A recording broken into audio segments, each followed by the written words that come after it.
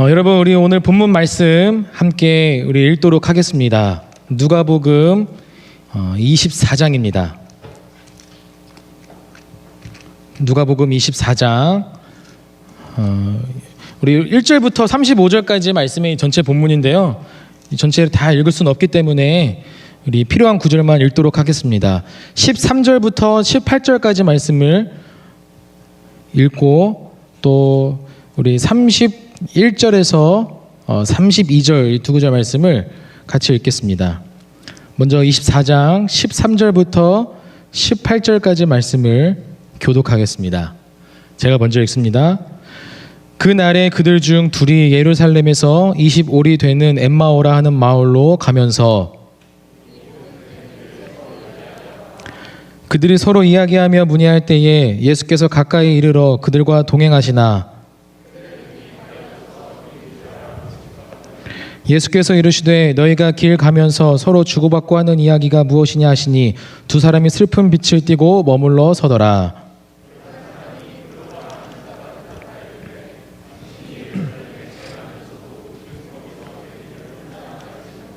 네, 우리 31절, 32절 우리 같이 한 목소리로 읽겠습니다. 시작. 그들의 눈이 밝아져 그인 줄 알아보더니 예수는 그들에게 보이지 아니하시는지라. 그들이 서로 말하되 길에서 우리에게 말씀하시고 우리에게 성경을 풀어주실 때에 우리 속에서 마음이 뜨겁지 아니하더냐 하고. 아멘. 여러분, 드디어 이 누가복음 24장 마지막에 이르렀습니다. 여러분, 지금까지 잘 오시느라 너무 고생 많으셨습니다.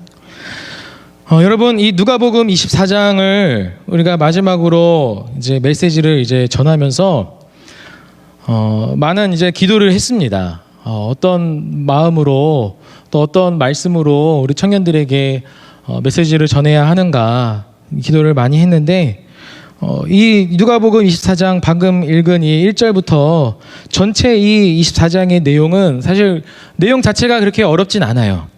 우리가 너무나 잘 알고 있는 그런 내용들입니다. 그런데 이 내용을 통해서 우리 인생 가운데 정말 터닝 포인트가 되는 그런 계기가 되기를 간절히 바랍니다.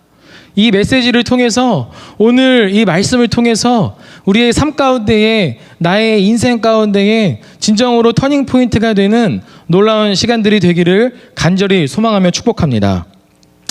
여러분, 이 두 명의 제자가 있었습니다. 이 두 명의 제자가 예루살렘을 떠나 엠마오라 하는 그런 마을로 가는 중에 있었습니다. 왜 이들은 예루살렘을 떠나 엠마오로 향하고 있었을까요? 아마도 이 제자들은 고향이 엠마오였었던 것 같아요. 그래서 예루살렘을 이제 떠나서 엠마오로 이제 갔었던 것 같습니다. 이 엠마오로 가는 이 제자들의 심경은 어떠했을까요? 아마도 그들의 마음에는 아주 큰 슬픔과 좌절과 낭망함이 있었을 것입니다. 왜냐하면 자신들이 그토록 따랐던 그 선생님, 정말 자신들의 참 스승이신 줄 알았던 이 예수님께서 십자가에 달려 죽으신 거예요. 이 예수님께서 자신들의 이 이스라엘 백성들을 속량해 주실 분인 줄 알았는데 그냥 죽고 만 겁니다. 그러니까 자신들의 모든 꿈과 희망들이 완전히 사라진 거예요. 그래서 더 이상은 예루살렘에 있을 필요가 없겠구나. 그냥 우리 고향에 돌아가서 남은 인생 거기서 잘 살자 하는 그런 심경으로 아마 예루살렘을 떠나 엠마오를 향하여 나아가고 있었을 것입니다. 여러분, 이들은 왜 큰 슬픔과 좌절과 낭망함에 빠졌을까요? 물론 예수님이 죽으셨기 때문이지만 결정적인 큰 한 가지 중요한 이유는 무엇이냐면 그들의 마음에 믿음이 없었기 때문이에요. 믿음이 없었기 때문에 그들의 마음 가운데에 너무나 큰 슬픔과 좌절과 낭망함이 있었다는 것입니다. 왜 그들에게는 믿음이 없었을까요?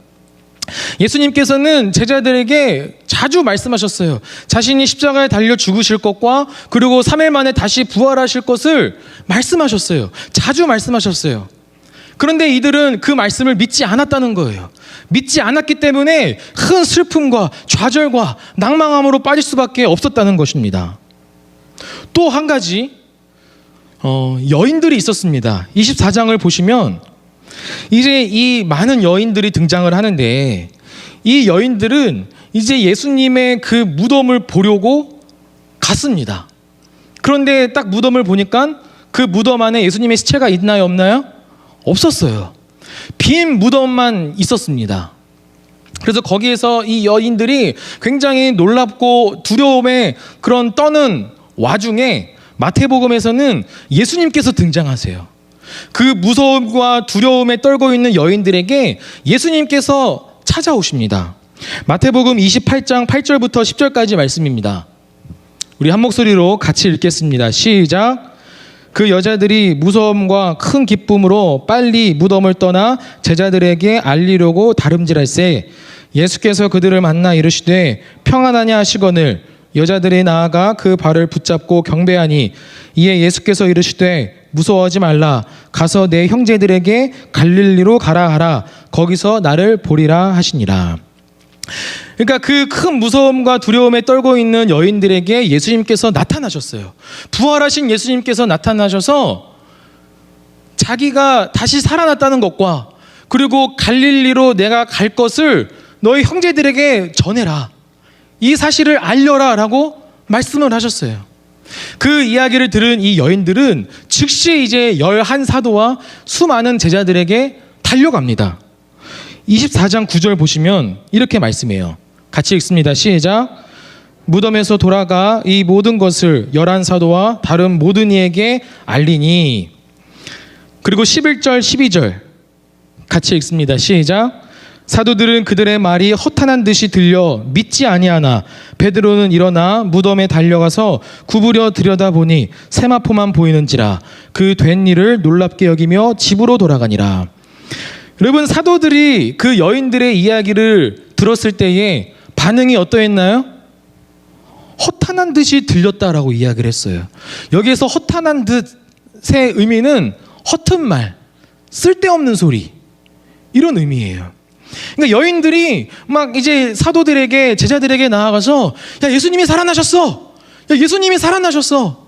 야, 예수님께서 이제 갈릴리로 가신대. 이거를 막 이제 전파를 하는데 사도들이 그냥 콧방귀 뀌는 거예요. 야, 허튼 말 하지 마. 야, 쓸데없는 소리 하지 마. 믿지 아니하는 거예요. 심지어 예수님의 수제자였던 베드로조차도 그래도 혹시나 하는 마음에 빈무덤에 갔습니다. 갔지만 베드로가 향하였던 곳이 어디였나요? 집이었어요. 그리고 오늘 본문에서도 이 두 제자는 어디로 가고 있습니까? 엠마오로 가고 있었다는 거예요. 여러분, 예수님께서 지금 어디로 가신다고 말씀하셨어요? 갈릴리로 가신다고 말씀하셨어요. 그러면 이 사도들과 이 많은 제자들은 어디로 가야 합니까? 갈릴리로 가야 해요. 근데 베드로는 자신의 집으로 가고 이 두 제자는 엠마오로 가는 이 상황들을 봤을 때 이들은 믿지 않았던 거예요. 도무지 믿기지 않았던 것입니다. 또 여러분 36절부터 말씀을 보시면 36절부터 이제 친히 예수님께서 그 제자들에게 나타나셔서 이렇게 말씀을 해요. 36절부터 제가 읽겠습니다. 이 말을 할 때에 예수께서 친히 그들 가운데 서서 이르시되 너희에게 평강이 있을지어다 하시니 그들이 놀라고 무서워하여 그 보는 것을 뭐라고 생각합니까? 영으로 생각한다는 거예요. 그냥 쉽게 이야기해서 귀신인 줄 알았던 거예요, 예수님을. 그러자 예수께서 이르시되 어찌하여 두려워하여 어찌하여 마음에 의심이 일어나느냐. 내 손과 발을 보고 나인 줄 알라. 또 나를 만져보라. 영은 살과 뼈가 없으되 너희 보는 바와 같이 나는 있느니라. 이 말씀을 하시고 손과 발을 보이시나 그들이 너무 기쁨으로 아직도 믿지 못하고, 심지어 이 제자들은 직접 살아계신 부활하신 예수 그리스도의 손과 발을 보았음에도 불구하고 이들은 기뻤어요. 기뻤지만 여전히 믿지 않은 상태였다는 거예요. 여러분, 이 11사도와 이 많은 제자들은 부활하신 예수 그리스도를 경험했음에도 불구하고 그들은 믿지 않았습니다. 믿지 못했어요.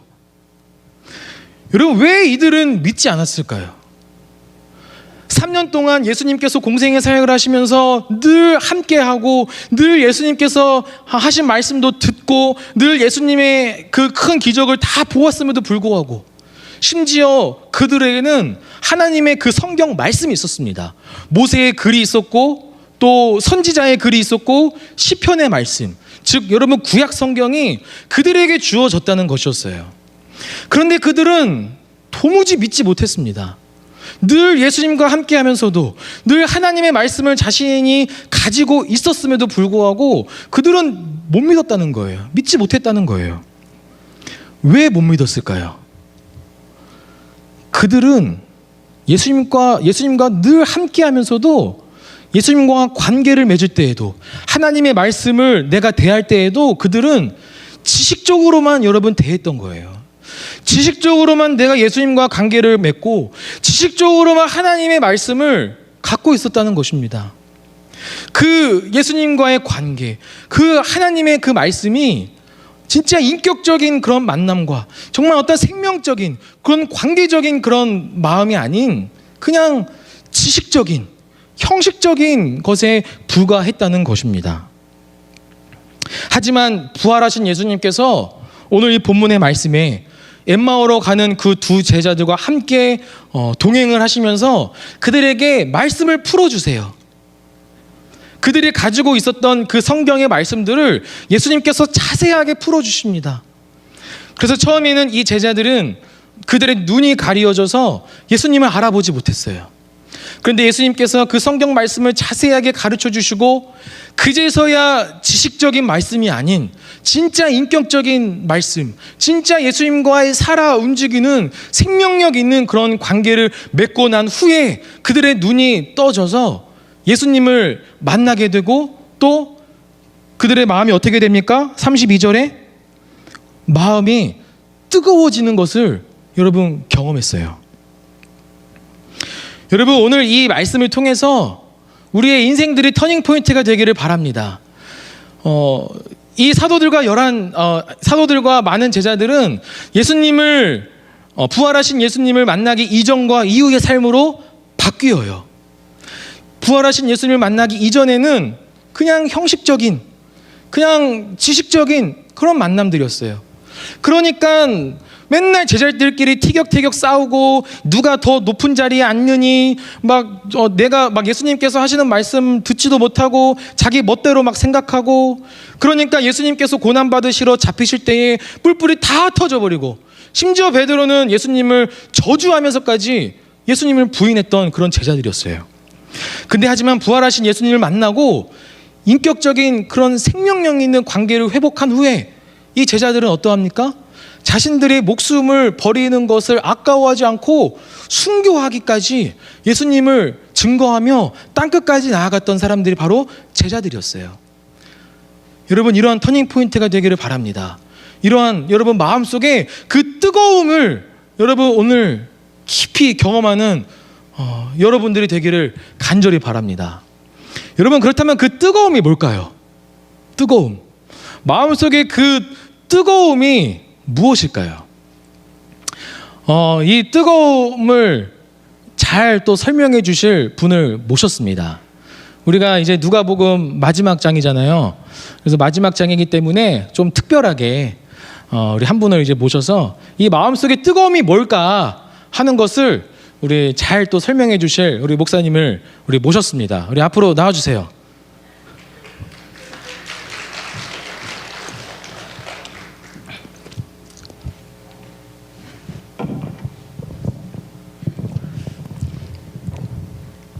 네, 진짜 별걸 다 해보네요. 네.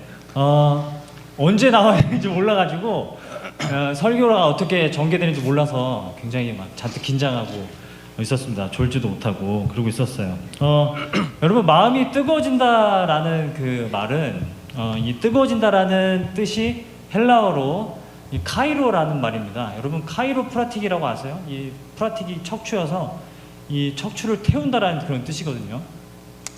이 카이로라는 뜻은 태워버린다라는 뜻을 갖고 있어요. 그래서 마음이 뜨거워진다라는 말은 마음이 타버린다라는 그런 뜻을 이제 갖고 있어요.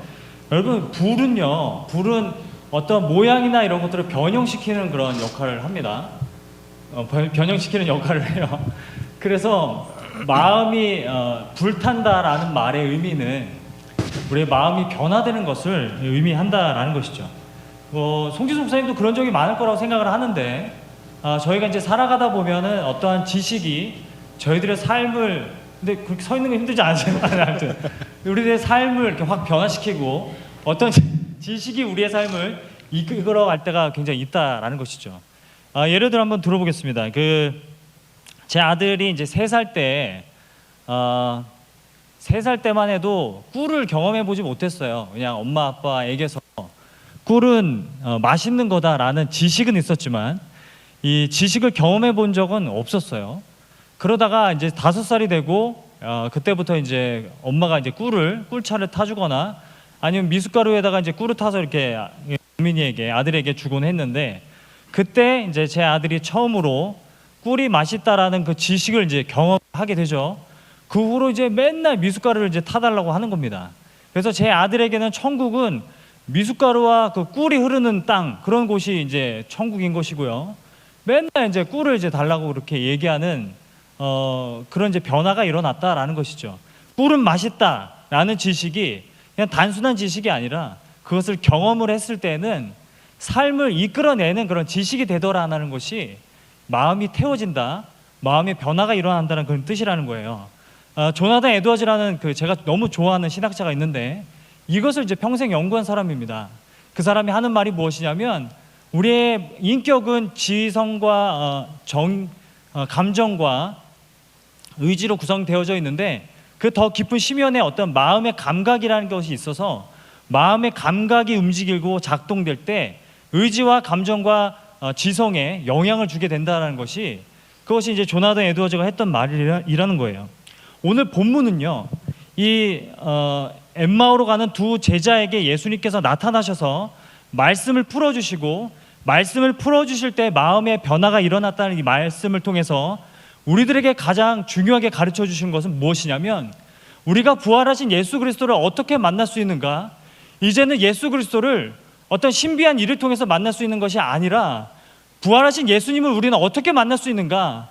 말씀을 통해서만, 말씀이 풀어질 때만, 말씀이 해석되어질 때만, 이 말씀이 예수 그리스도의 관점으로 해석되어질 때에만 우리가 부활한 예수 그리스도를 만날 수 있다는 것을 가르쳐주는 이제 본문이라는 것이죠. 마찬가지입니다. 예레미야 선지자에게 하나님께서 말씀으로 임하십니다. 그때 예레미야 선지자의 마음이 변화되어지는 것을 볼 수가 있어요. 예레미야서 20장 9절 말씀인데요. 방송실 준비되셨으면 우리 같이 한번 한 목소리로 읽어보도록 하겠습니다. 시작. 내가 다시는 여호와를 선포하지 아니하며 그의 이름으로 말하지 아니하리라 하면 나의 마음이 불붙는 것 같아서 골수에 사무치니 답답하여 견딜 수 없나이다. 이것이 예레미야 선지자가 경험한 마음의 변화, 마음이 뜨거워지는 경험이었다라는 것입니다. 여러분, 우리가 매주일 이곳에서 말씀을 듣습니다. 말씀이 해석되어지고 말씀이 풀어지는 것을 듣습니다. 때로는 우리 이 말씀이 답답하고 재미없고 따분하게 느껴질 수도 있어요.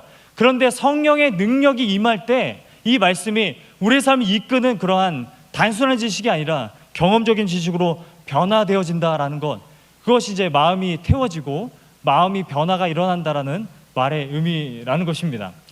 송지수 목사님께 제가 질문을 넘기겠습니다. 송지수 목사님 삶에도 저와 비슷하게 이런 마음의 변화가 일어났던 그런 순간들이 있었을 것 같아요.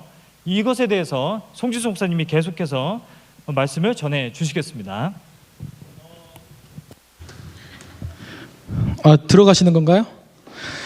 말씀이 뜨거워진다는 것에 대해서 이제 우리 이순혜 목사님이 잘 말씀을 해주셨는데, 여러분도 지금까지 쭉 신앙생활을 해오면서 그 말씀이 뜨거워지는 것에 대한 경험을 해본 적이 있었을 거예요. 그거는 저도 마찬가지고요.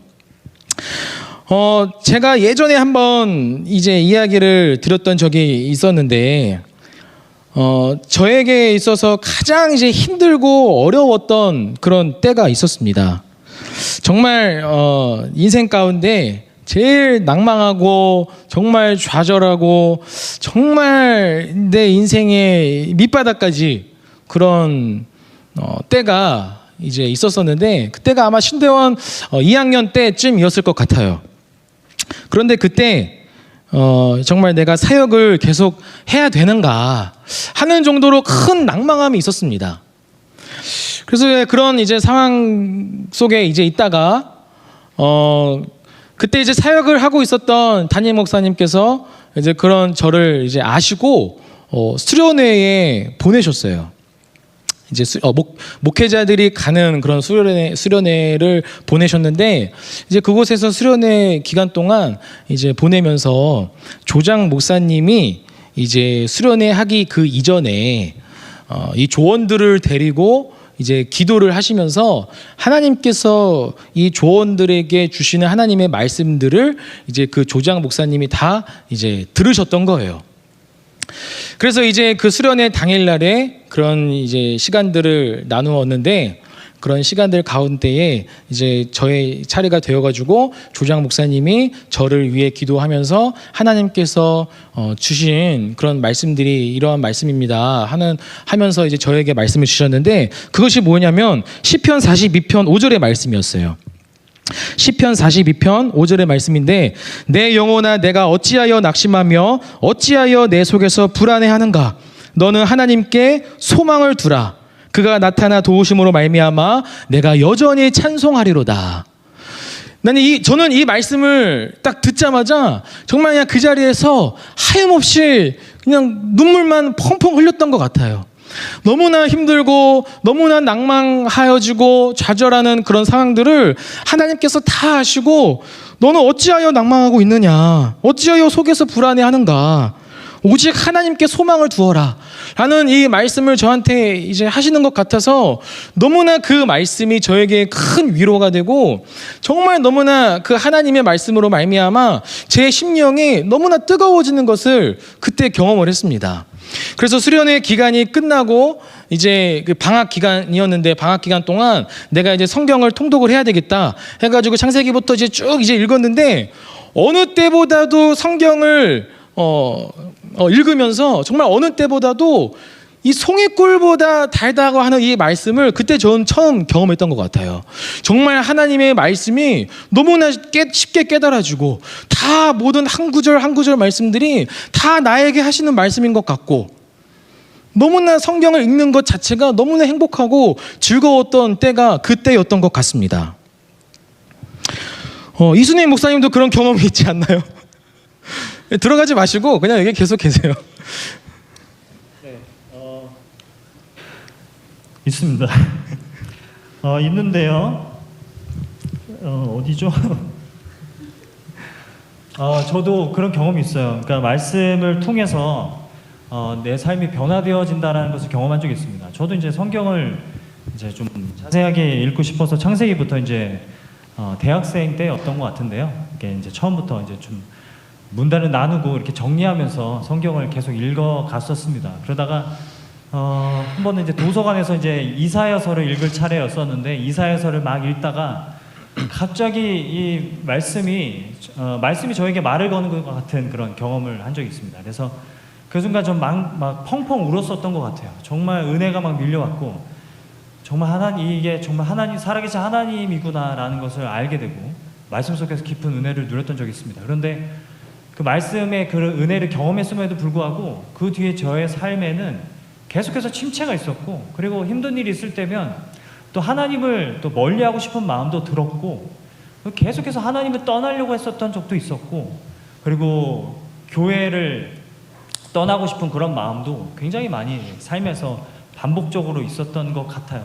그런데 그때부터 지금까지 이렇게 말씀을 통해서 제가 은혜를 잊고 지금까지 한 가지 변함이 없었던 사실이 하나 있다면, 그것이 무엇이냐면, 그래도 내가 하나님을 위해서 살고 싶다라는 마음은 계속해서 변하지 않았다라는 것을 말씀을 드리고 싶어요. 내가 하나님을 끝까지 붙들고 살고 싶고, 내 삶이 아무리 형편없어 보이고 아무리 넘어지고 좌절하고 그리고 실망이 가득하다 하더라도 계속해서 하나님을 붙잡고 살고 싶다라는 마음, 그 한 마음은 저에게 변화되지 않는 계속 동일한 마음이었던 것 같습니다. 그런 마음이 성경이 말하는 변화된 마음이라고 부르고 있는 것 같아요. 그것을 좀 말씀드리고 싶습니다. 네. 제가 한 가지 더 이제 질문을 드리겠습니다.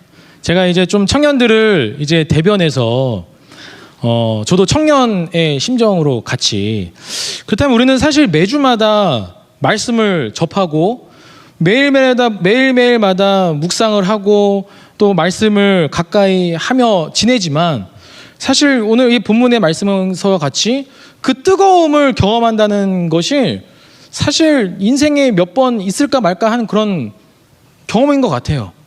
매주마다 이렇게 말씀을 늘 가까이 하고 늘 정말 예배를 드리며 늘 하나님과 가까이 지내는 것 같은데 늘 그렇게 낭망하고 좌절하며 살아가는 그런 삶이 있는 청년들이 굉장히 많은 것 같아요. 근데 이런 순간에서 어떻게 해야 될까요? 네, 계획에는 네. 말씀을 듣는데도 불구하고 마음이 변화되지 않을 때가 있어요. 저는 오해 세 가지를 좀 집어드리고 싶어요.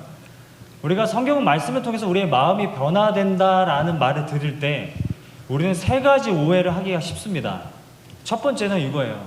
여러분, 성경은요 마법책이 아닙니다. 그냥 몇 구절 읽었다고 우리의 마음이 자동적으로 변화되는 게 아니라는 거예요. 통독을 한 번 했다고 해서 우리의 마음이 자동적으로 변화되는 그런 마법책이 아니라는 겁니다.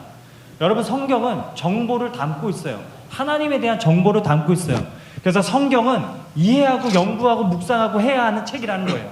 그래서 날마다 묵상하고 이해하고 깨달아가는 것, 지식이 쌓여가는 것이 매우 중요하다는 것을 한 가지 말씀을 드리고 싶어요. 두 번째는 이거예요. 사람마다 차이가 있습니다.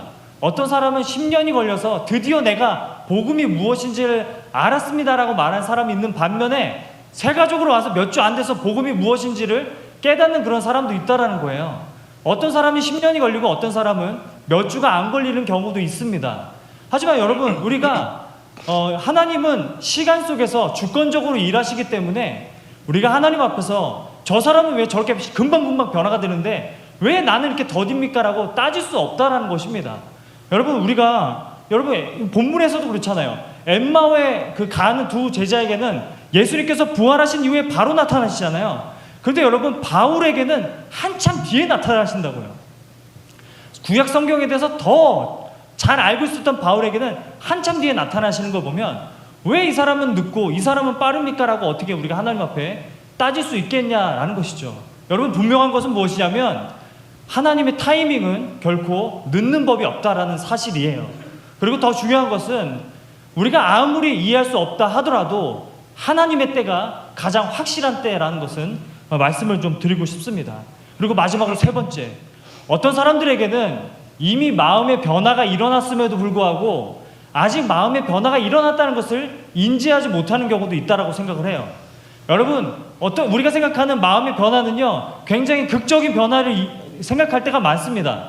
그래서 바울처럼 막 종교개혁을 일으켰던 마틴 루터처럼 그렇게 마음의 변화가 막 극적으로 막 일어나기를 우리는 바랄 때가 있는데, 여러분, 이거 한 가지만 꼭 기억해 두세요. 성경이 말하는 마음의 변화라는 것은 내가 전에는 전혀 그런 생각이 없었는데 예수를 위해서 살고 싶다라는 마음이 생기는 것이, 그것이 성경이 말하는 마음의 변화라는 것입니다.